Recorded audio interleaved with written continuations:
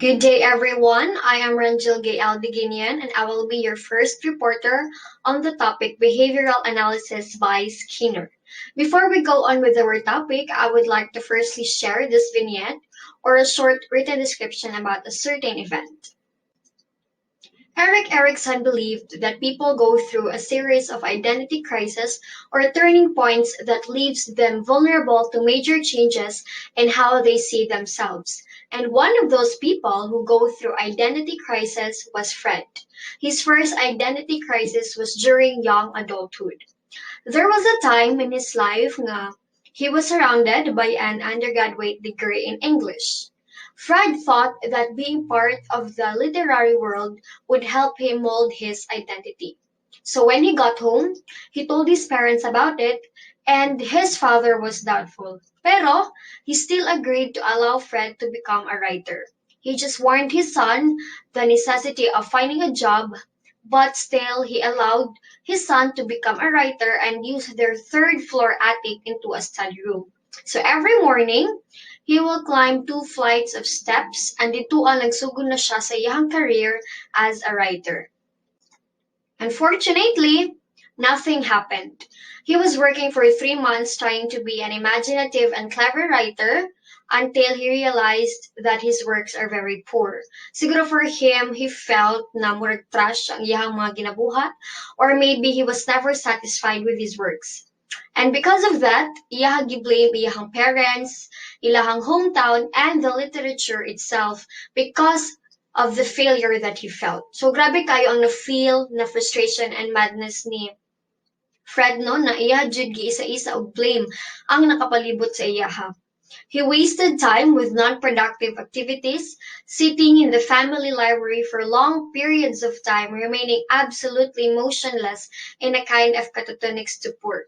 But even though he felt that way, he also felt obligated na ipadayon ang iyahang nasugdan in the world of literature because he and his father both agreed to pursue it for 1 full year. As the days go by of pursuing that career, eventually he lost hope.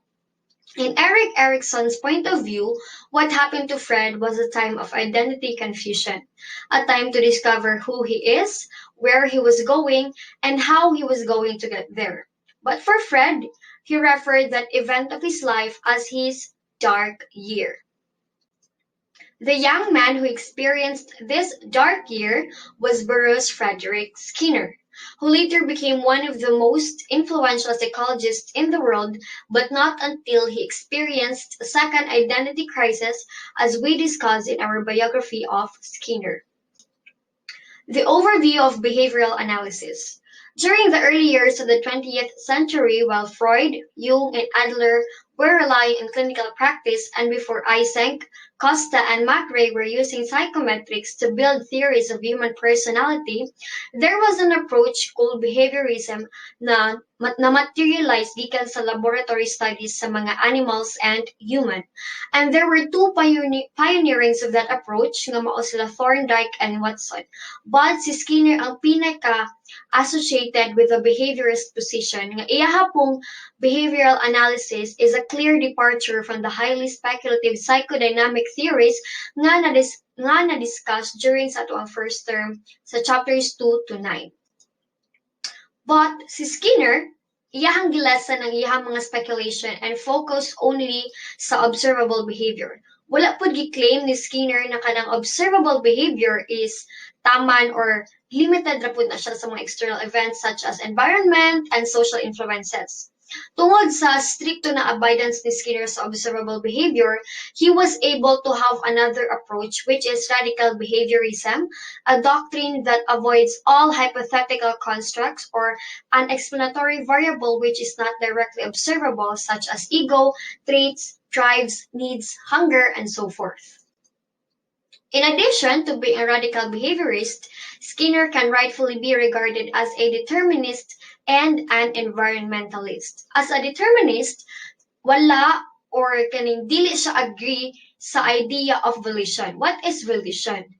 Volition is the capability of making own choices or decision.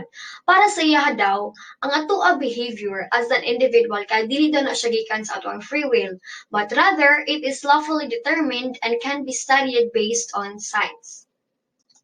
In terms pod of Skinner being an environmentalist, according to him, psychology must not explain behavior on the basis of physiological or constitutional components of the organism, but rather on the basis of environmental stimuli. It means na one's behavior must not rely only on physiological or the way living things function and biological aspect o dili lang po daw sa constitutional, the innate characteristics of an individual. But rather, Skinner stated that we should consider the environmental stimuli, mga environmental factors or something that can cause that person to do such action or to have that kind of thought as a basis of behavior. He recognized that genetic factors are important, but he also insisted that because they are fixed at conception, conception means the egg from a woman is being fertilized by a sperm, it has no help in the human behavior. Ingon pud siya na kaning history po daw sa usa ka tawo nag-provide og pinakagamit na data in predicting and controlling the behavior kaysa sa anatomy which is lang structures and parts of the body. So in short, Skinner was called an environmentalist kay he focuses sa environments sa mga nakapalibot sa tao and dili sa biological or the physical aspect of a person. Watson took or accepted Skinner's approach, ang radical behaviorism, determinism, and environmental forces beyond Skinner's conception by ignoring genetic factors completely, and he also made a promise nga iyaha i-mold ang personality sa isa ka tao through controlling environment. In his famous lecture, Watson made this extraordinary promise.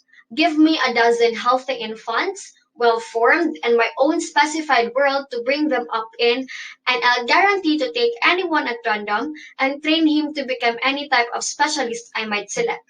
A doctor, lawyer, artist, merchant chief, and even into a beggar man and thief, regardless kung unsa man ang background sa baby.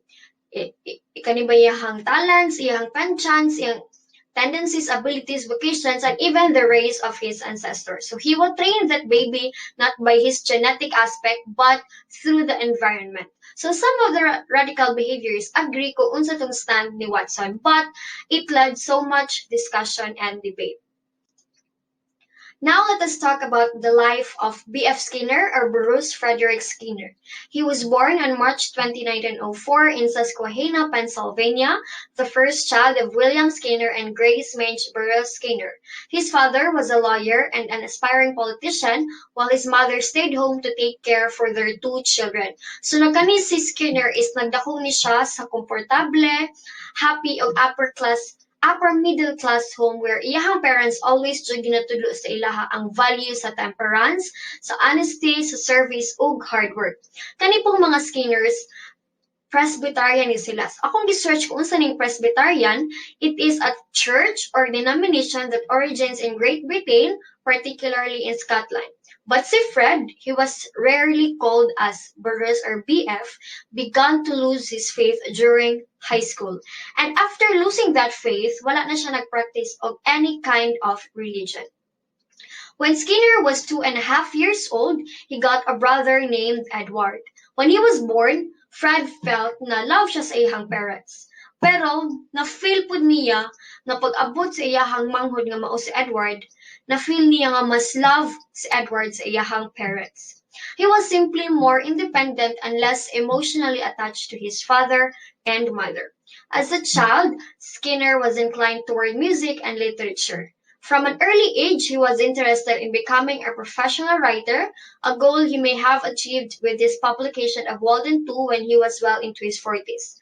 At about the time Skinner finished high school, his family moved about 30 miles to Scranton, Pennsylvania. Almost immediately, however, Skinner entered Hamilton College, a liberal arts school in Clinton, New York. After taking his bachelor's degree in English, Skinner set about to realize his ambition of being a creative writer. So this dark year exemplified a powerful identity confusion in Skinner's life, which was na discussed na tugiinan sa opening vignette.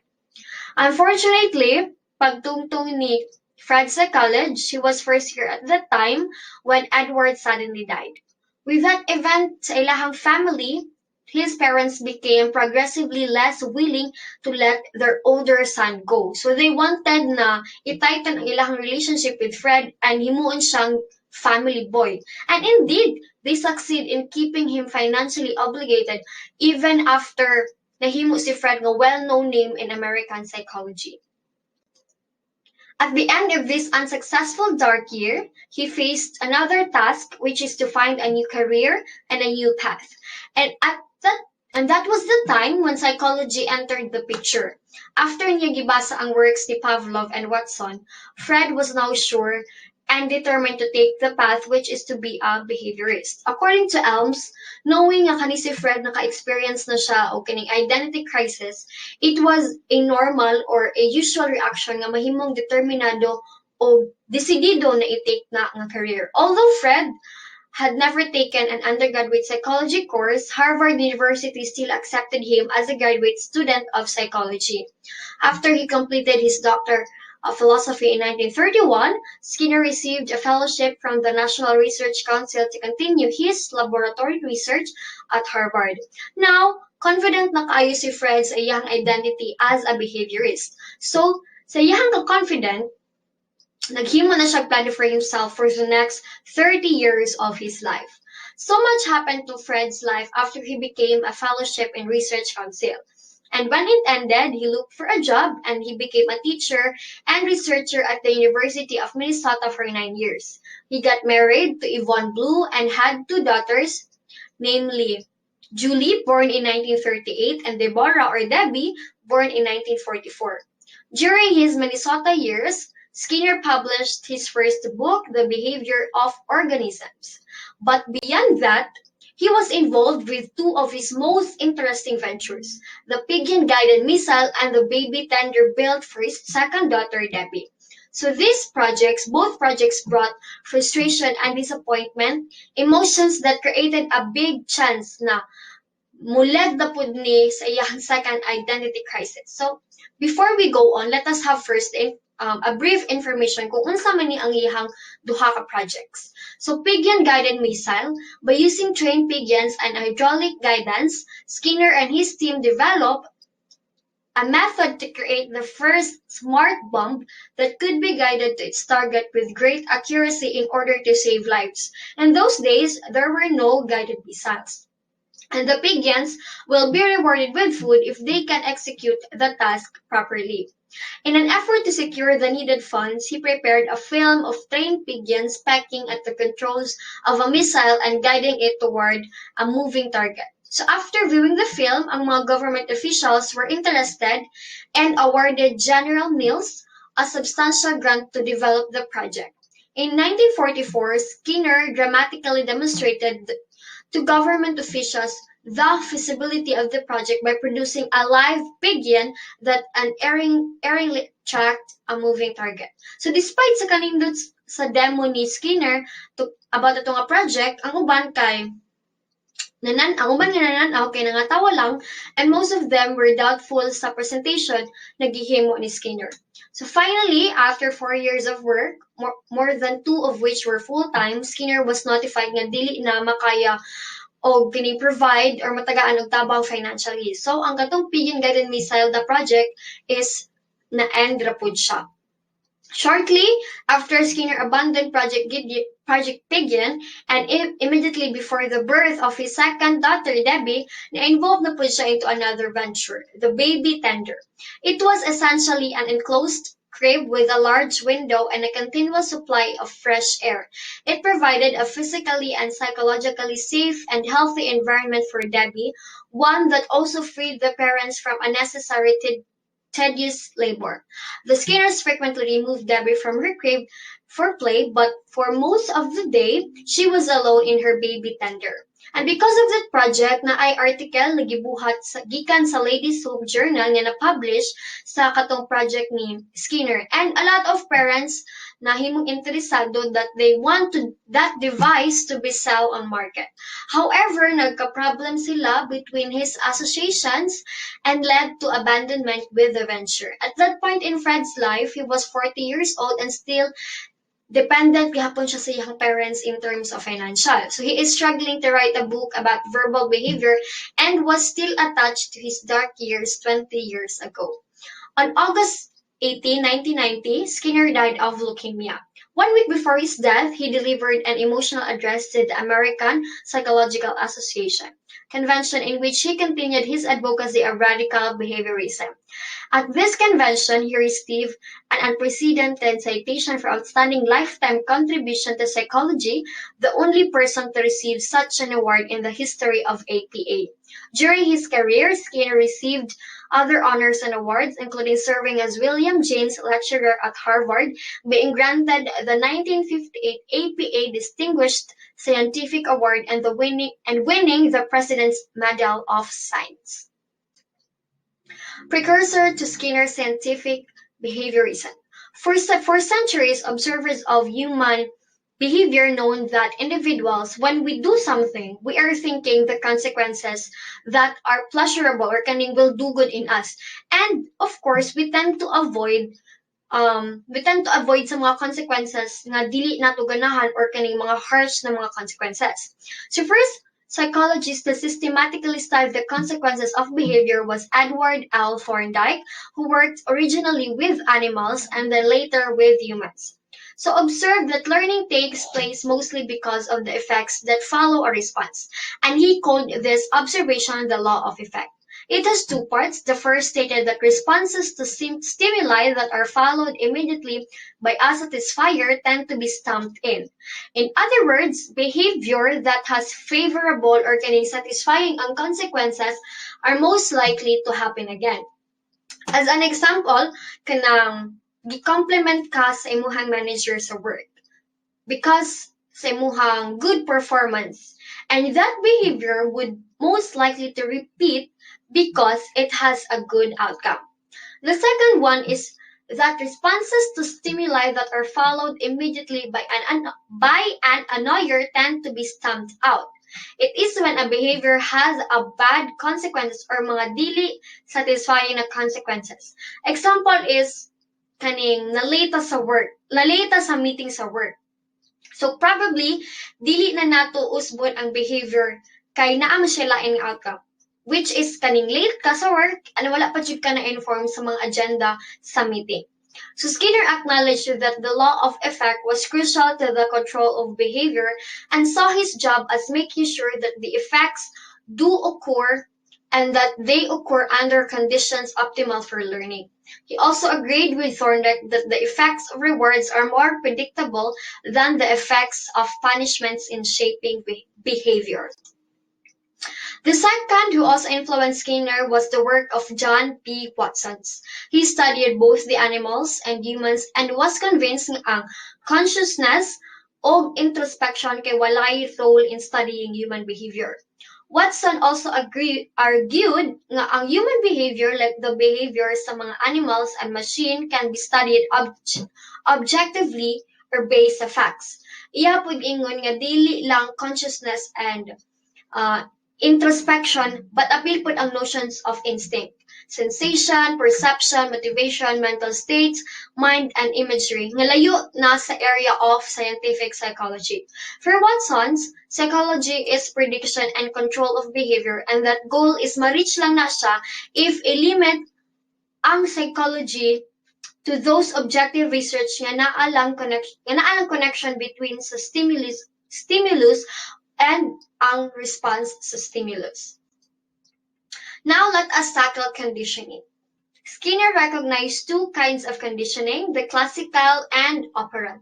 With classical conditioning, which is also called respondent conditioning, a response is drawn out of the organism by a specific identifiable stimulus. So kani, walay response mahitabo kung walay something nga naka-trigger sa response, which is ang stimuli. So let us have an example.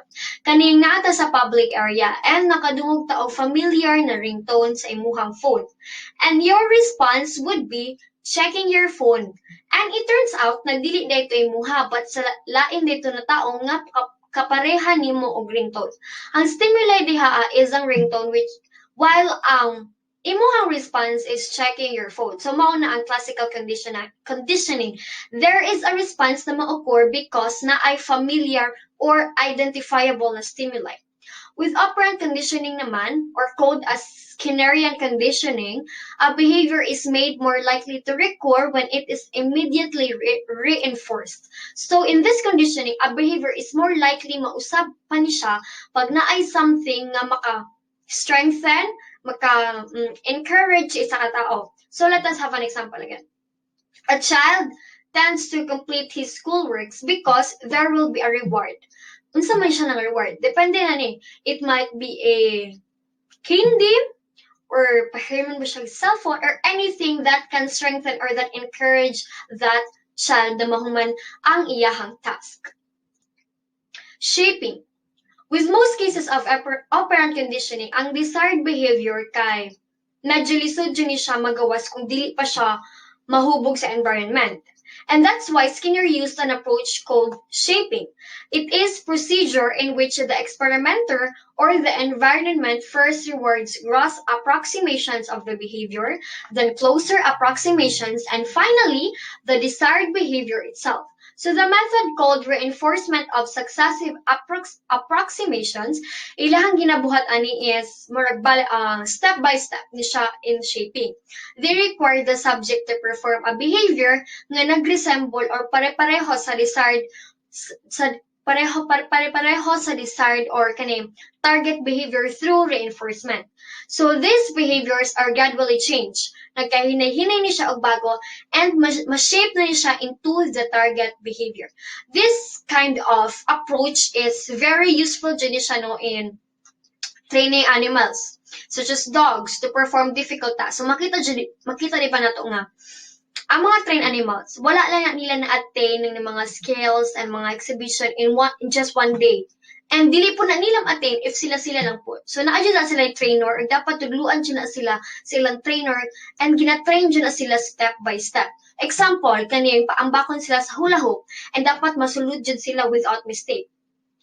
So, kani siya nga approach, whenever the dog approximates the behavior of jumping inside the circle of the hula hoop, ginatagaan siya og reward, like dog food or any reward na pwede ihatag sa mga iro. Hangtod sa daghan na kaayo siya nahibawan ng mga skills and ang iro, and because of the method na gigamit, daghan na og kaning nagkalahi-lahi ng mga skills ang ma-attain sa iro because gishape siya sa trainer. In the given example, as in all instances of operant conditioning, three conditions are present: the antecedent, the behavior, and the consequence. So the antecedent refers to the environment or setting in which the behavior takes place. In our example, kaning ginatudluan or kaning ginatrain ang mga dogs, the environment would be probably a field or kaning a room of obstacle courses that can shape the dog's skills and exhibition. The second essential condition in the example is the dog's behavior of attaining skills and exhibition. It is important na in training dogs, dili dapat sila madisturbo og mga objects or anything that can interfere their learning in obstacle course. So since ang hunahuna sa animals is not the same with humans, the trainer needs to exert an extra effort in making sure na nag-gets jud sa dogs ang mga gipangtudlo sa ilaha and not be easily distracted with anything or anyone. And lastly, the consequence is the reward. That is the dog food or anything na pwede ma-reward sa iro. According to Skinner, reinforcement has two effects. It strengthens the behavior and rewards the person. So reinforcement and reward therefore are not the same.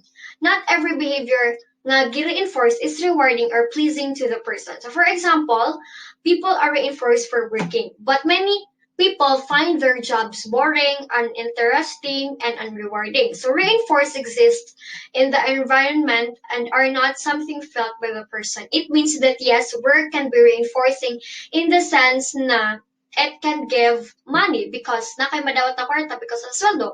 However, dili buot pasabot nga work is reinforcing siya, it is rewarding na. So the first is called positive reinforcement and the second one is the negative reinforcement. Let us have first the positive reinforcement. Any stimulus that when added to a situation increases the probability that a given behavior will occur is termed a positive reinforcer. Food, water, sex, money, social approval, and physical comfort usually are the examples of positive reinforcers.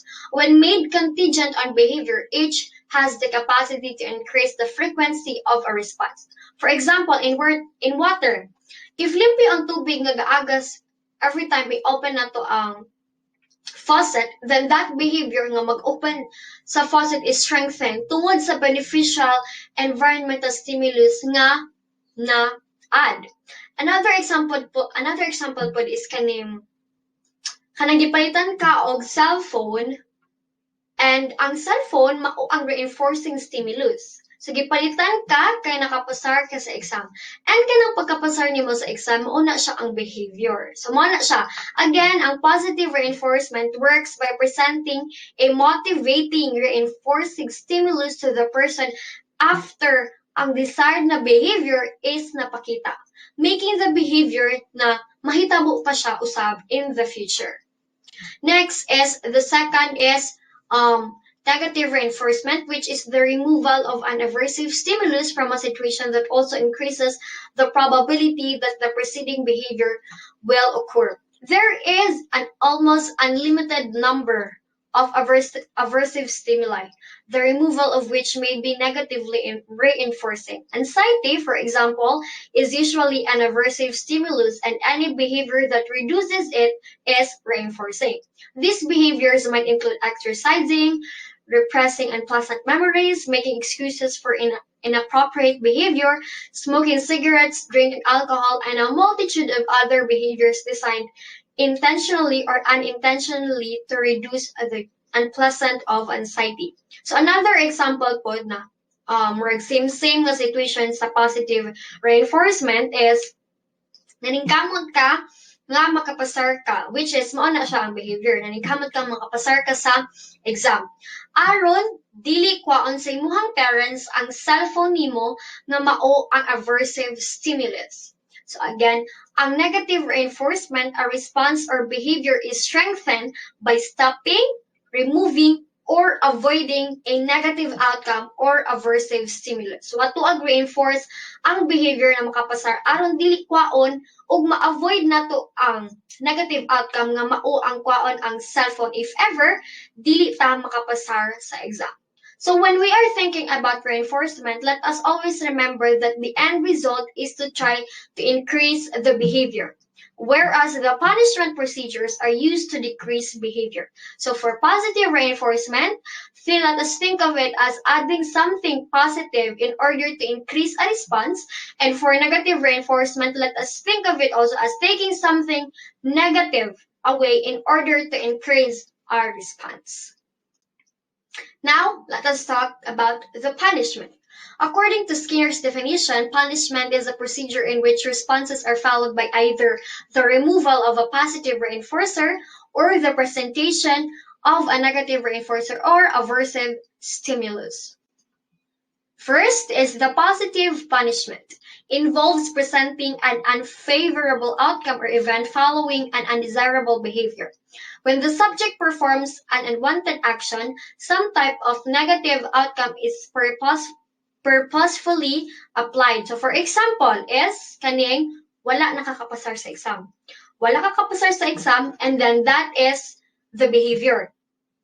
Thus, gibunalan ka and mao na siya ang consequences or ang aversive stimulus. So again, positive punishment is ginapugngan ang dili maayo na behavior na mukor or mahitabo pa in the future. So in order to prevent from repeating it, na ay aversive consequences na mahitabo. The second is negative punishment. Negative punishment happens when a certain reinforcing stimulus is removed after a particular undesired behavior is exhibited, resulting in the behavior happening less often in the future. So for example, ato ni siyang same-same din nato siyang example nino sa reinforcements and sa punishment. So for example, is wala ka kapasar sa exam. So kana siya mo na siya ang ato ang behavior or ang undesired behavior. So kay wala man ka kapasar sa exam, gikuha ang reinforcing stimulus na mao ang imuhang cellphone. Now let us go to the effects of punishment.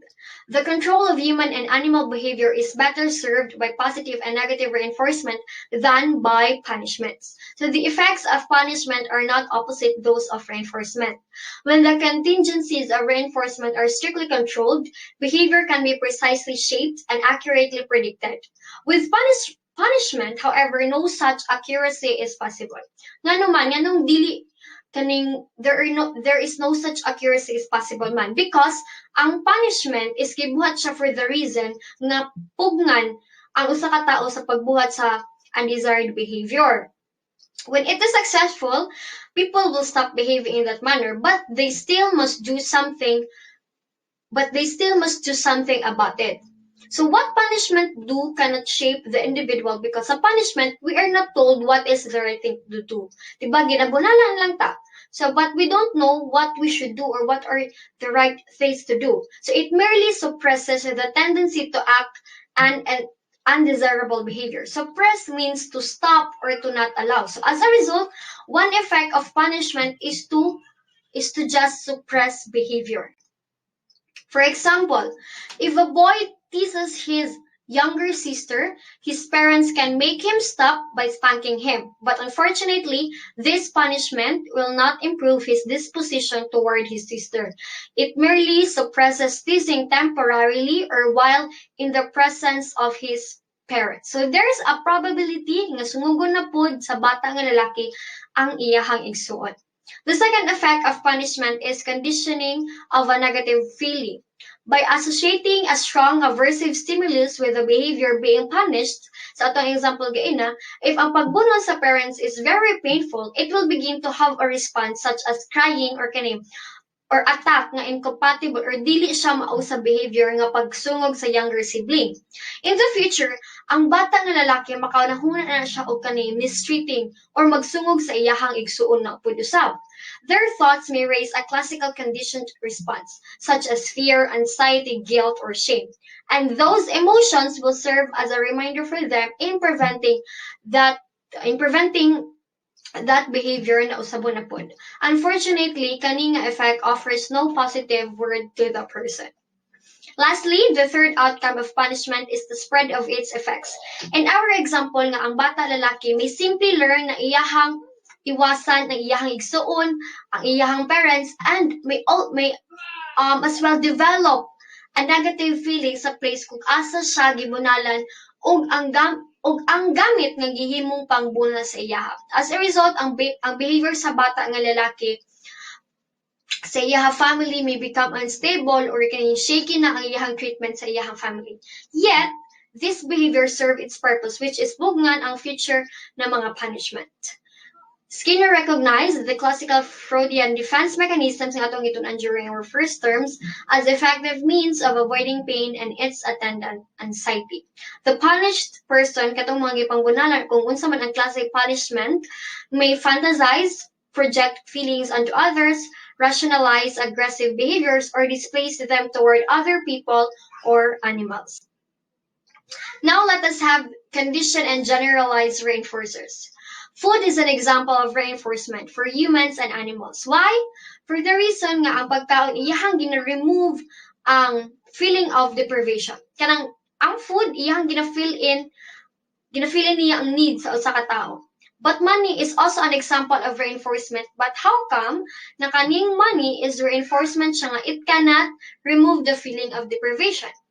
The answer is money is the conditioned reinforcer, are sometimes called as secondary reinforcers, are those environmental stimuli that are not by nature satisfying but become so because they are associated with such unlearned or primary reinforcers such as food, water, sex, or physical comfort. It is a condition reinforcer because pwede nato ma-exchange ang kwarta into another type of primary reinforcers. In addition, it is a generalized reinforcer because it is associated or connected with more than one primary reinforcer. Skinner recognized five important generalized reinforcers that sustain much of human behavior: attention, approval, affection, submission of others, and tokens or money. So those human behaviors can be used as reinforcers in different situations. Attention, for example, is a conditioned generalized reinforcer because it is associated with such primary reinforcers as food and physical contact.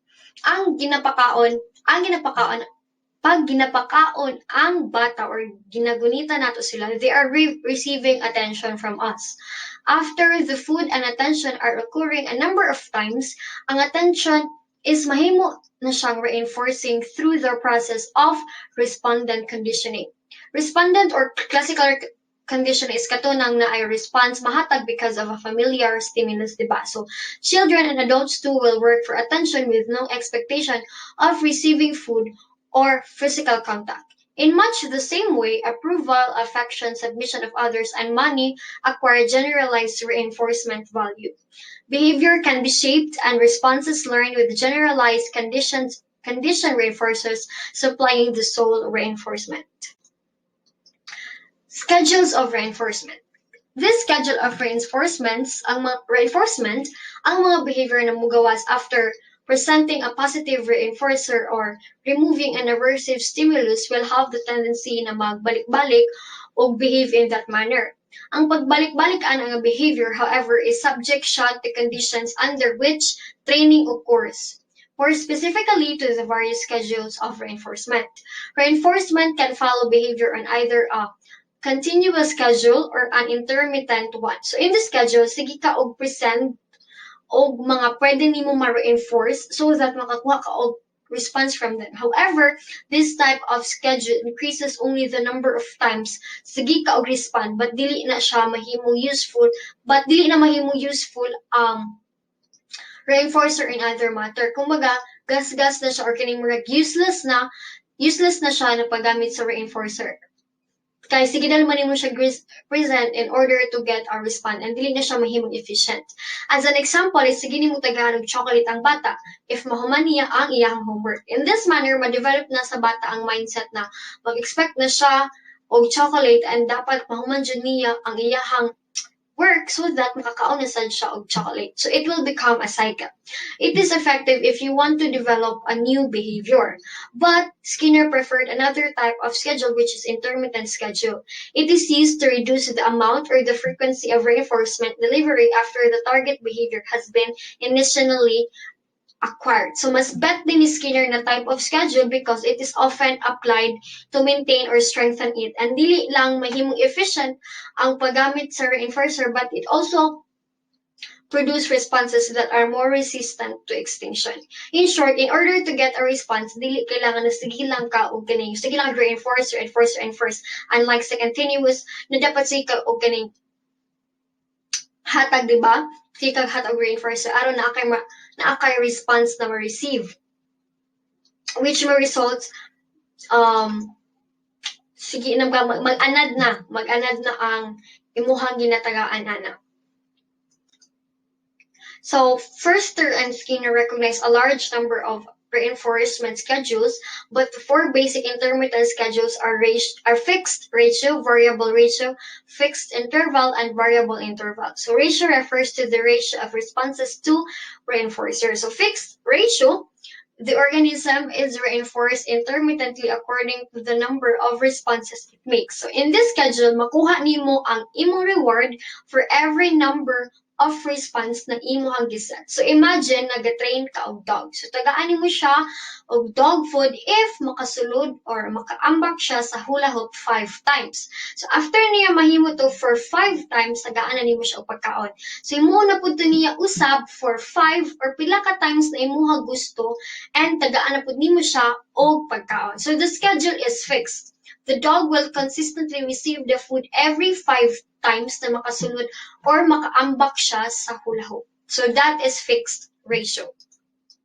Next is variable ratio. The organism is reinforced after the nth response. So this schedule is reinforced na siya after an unpredictable number of responses. So gavary lang gikapila siya mo-occur. An example of it is kaning slot machines.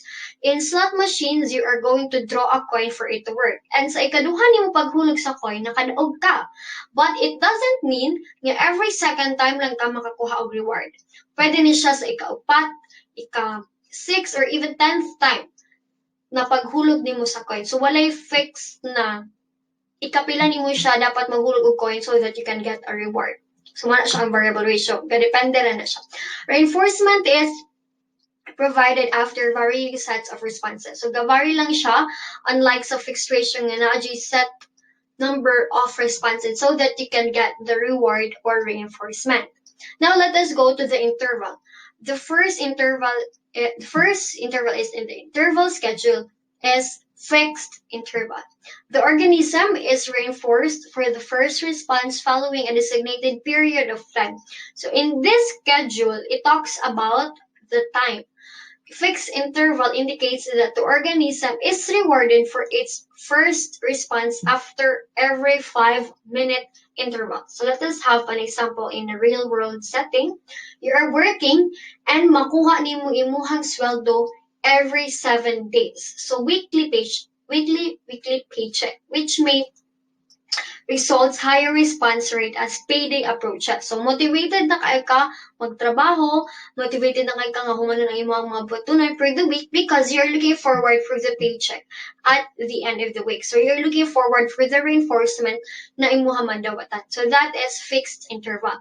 Next is the variable interval. The organism is reinforced after the lapse of random or varied periods of time. The reinforcement is delivered unpredictable intervals of time. A good and common example of this is kaning pop quiz. Kanang musunod imong teacher og bukit og ingon og get 1/2 sheet of paper.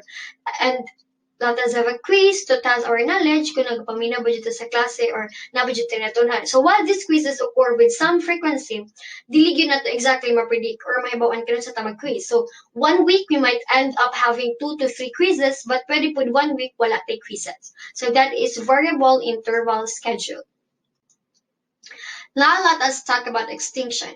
In psychology, it refers to the gradual weakening of a conditioned response that results in the behavior decreasing or disappearing. In other words, the conditioned behavior eventually stops.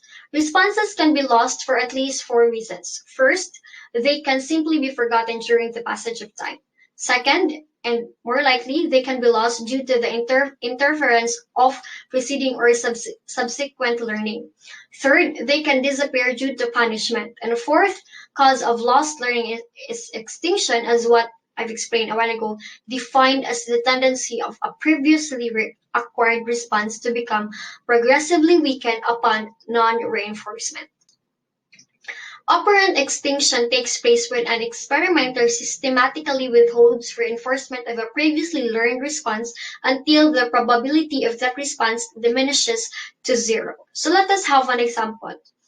Let us imagine ourselves na we have a pet, we have a dog, ato ang gitudloan ng iro na magkipag-shake hands sa other people. And every time ma-achieve niya ang pag-shake hands sa laing tao, tagaan nato sila og food. Pero kung hunungan na nato sila og hatag og pagkaon every time makig-shake hands na sila, the dog will eventually stop doing it because it no longer produces a desirable effect or reward. In this way, the dog streak goes away. So in general, the higher the rate of responses per reinforcement, the slower the rate of extinction.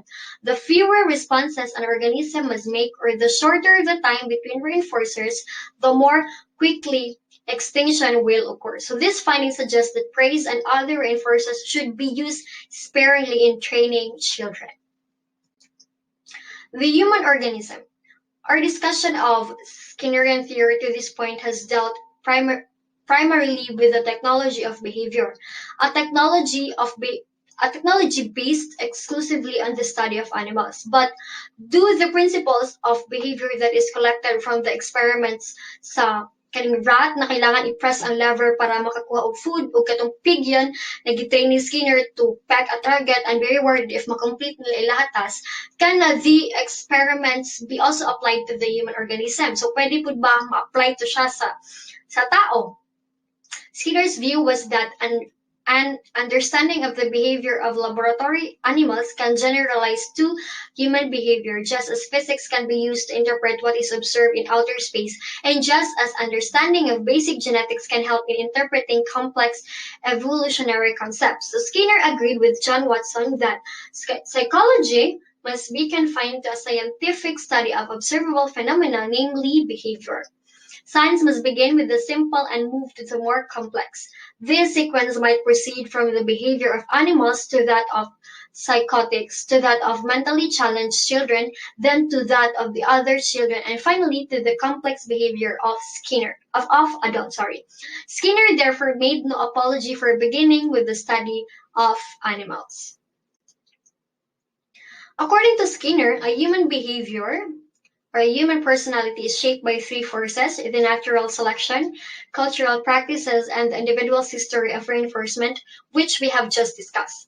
Ultimately, however, it is all a matter of natural selection, since operant conditioning is an evolved process of which cultural practices are special applications. In natural selection, human personality is the product of a long evolutionary history. As individuals, our behavior is determined by genetic composition and especially by our personal histories of reinforcement. As a species, however, we are shaped by the contingencies of survival. Natural selection plays an important part in the human personality. Individual behavior that is reinforcing tends to be repeated and dili pa mawala. Similarly, those behavior na beneficial to the organism tended to survive, whereas idiosyncrasy or unusual behavior tends to drop out. For example, natural selection favored those people na ang pupil sa ilahang mata is mo dilate or kaning mudako and contracted with changes in lighting. So their superior ability na makita sila both daylight and nightlight have them the opportunity to be safe and avoid life-threatening dangers. According to APA, Dictionary of Psychology, the process by which such forces as competition, disease, and climate tend to eliminate individuals who are less well adapted to a particular environment and favor the survival and reproduction of better adapted individuals, thereby changing the nature of the population over successive generations. The contingencies of reinforcement and the contingencies of survival interact, and some behaviors that are individually reinforcing also contribute to the survival of species. Example, sexual behavior is reinforcing to an individual, but it also has natural selection value. Kaya katong mga tao who are strongly aroused by sexual stimulation are most likely to produce offspring, a child that is capable of similar patterns of behavior. So not every remnant of natural selection continues to have survival value. In early history, overeating was adopted tungod kay it allowed people to survive during those times that they don't have much food. So pag na sila pagkaon, ginadaghan nila og kaon kay base sa susunod na mga adlaw is kani wala na pud sila kaunon. So in this era where food is continuously available, obesity became a health problem and overeating lost its survival value. So although this natural selection really helped in shaping the human behavior, it is probably responsible for only a small number of people's action. Skinner claimed that the contingencies of reinforcement, especially those that have shaped human culture, account for most human behavior. In Skinner's later years, he elaborated more on the importance of culture in shaping human personality. According to Skinner, people do not observe particular practices in order that the group will be more likely to survive. They observe them because groups that induce their members to do so survive and transmitted them. In other words, the people don't make a cooperative decision to do what is best for the society, but ang society nga ang members who acts as an efficient citizen and cooperates tended to survive. Cultural practices such as tool-making and verbal behavior magsugod if an individual will be reinforced for using a tool or uttering a distinctive sound. Eventually, ang cultural practices will evolve into something new, into something better nga na-reinforce sa group. Although dili siya necessarily applied to the individuals, to other individuals. Both ang tool-making and verbal behavior will become a survival value for a group. However, few people now make tools and even fewer invent new languages. The remnants of culture, like the natural selection, are not all adaptive as well. Example, warfare, the engagement in or the activities involved in war or in conflict benefited certain societies in pre-industrialized world because of money and new military machinery nga na produces at a much larger scale and at a much faster rate than before. But now it became a threat na siya. It's because it gives dilemma to the human existence. Inner states. Although Skinner rejected explanations of behavior founded on non-observable hypothetical constructs, he did not deny the existence of internal states such as feelings of love, anxiety, or fear. Masadihan gihapon daw ang internal states just as any other behaviors, pero the observation is, of course, limited lang. In a personal communication of June 13, 1983, Skinner wrote, "I believe it is possible to talk about private events and in particular to establish the limits with which we do so accurately. I think this brings so-called non-observables within reach." So unsa kaha ang role sa inner states as self-awareness drives emotions and purpose. So let us know unsa ang ilahang role. So now let us first discuss the self-awareness. Skinner believed that we humans not only have consciousness but are also aware of consciousness. We are not just aware of the environment, but we are also aware ng appeal ta sa environment. Wala lang ta nag-observe sa external stimuli, but aware po ta na we are observing that stimuli. Behavior is a function of the environment, and part of that environment is within one's skin. This portion of the universe is peculiarly one's own and is therefore private. Each person is subjectively aware of his or her own thoughts, feelings, recollections, and intentions. Self-awareness and private events can be illustrated by the following example. A worker reports to a friend nga frustrated siya karon na adlaw and happy tayo siya kaunahuna nga mag-undang siya sa iyang work. So, unsa pa ang rason nga no kaingon siya ato na statement? A worker reports to a friend, "I was so frustrated today that I almost quit my job."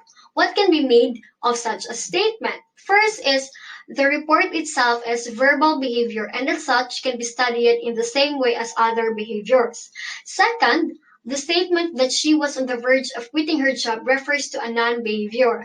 Responses never emitted are not responses and of course have no meaning to the scientific analysis of behavior. So since wala man niya giput into action ang iyahang statement, it was not a response at all and no meaning to the analysis. Third, a private event transpired within the skin of the worker. This private event, along with her verbal report to the friend, can be scientifically analyzed. At the time that the worker felt like quitting, she might have observed the following covert behavior. Siguro, na-observe niya iyahang self na she experiencing frustration which raises the possibility na ingon niya iyahang amo na mo quit siya sa iyahang work. This statement is more accurate than saying, "I almost quit my job." And it refers to behavior that although private is pwede gihapon na siya ma-analyze scientifically and can be studied because it is still part of the boundary. Next is drives. From the viewpoint of radical behaviorism, drives are not causes of behavior, but merely explanatory fictions. To Skinner, drives simply refer to the effects of deprivation and satiation and to the corresponding probability that the organism will respond. If i-deprive or pagkaitan ang tao sa pagkaon, it increases the likelihood na mukaon siya. If i-satiate or ato ang busgod, it decreases, kay syempre busog naman siya. However, ang pag-deprive o pag-satiate kay dili lang sa pagkaon ma-relate. Other factors that can increase or decrease the probability na mukaon are hunger pangs kana maka-feel kag kagutom although dili man need mukaon but natural reaction siya sa empty stomach. It also includes availability of food and previous experiences with food reinforcers. If psychologists knew enough about the three essentials of behavior, antecedent, behavior, and consequences, then they would know why a person behaves. That is what drives are related to specific behaviors. Only then would drives have a legitimate role in the scientific study of human behavior. For the present, however, explanations based on fictionalized constructs such as drives or needs are merely untestable hypotheses. Emotions. Skinner recognized the subjective existence of emotions, but he insisted that behavior must not be attributed to them. He considers or accounted for emotions by the contingencies or an event that we are not sure if it will happen or not. Contingencies of survival and the contingencies of reinforcement. Throughout the 1,000 years or the millennia, individuals na most likely naka-experience of fear and anger and dalampasan to nila na panghitabo, those characteristics can be passed onto their child. On the other hand, behaviors followed by delight, joy, pleasure, and other pleasant emotions tend to be reinforced, thereby increase the chance na katong mga good behavior will most likely happen again in the life of an individual. For the purpose intentions, it will be tackled by the second reporter. So this ends my report and my report for chapter 15, and I hope that you have learned something. Thank you and have a good day.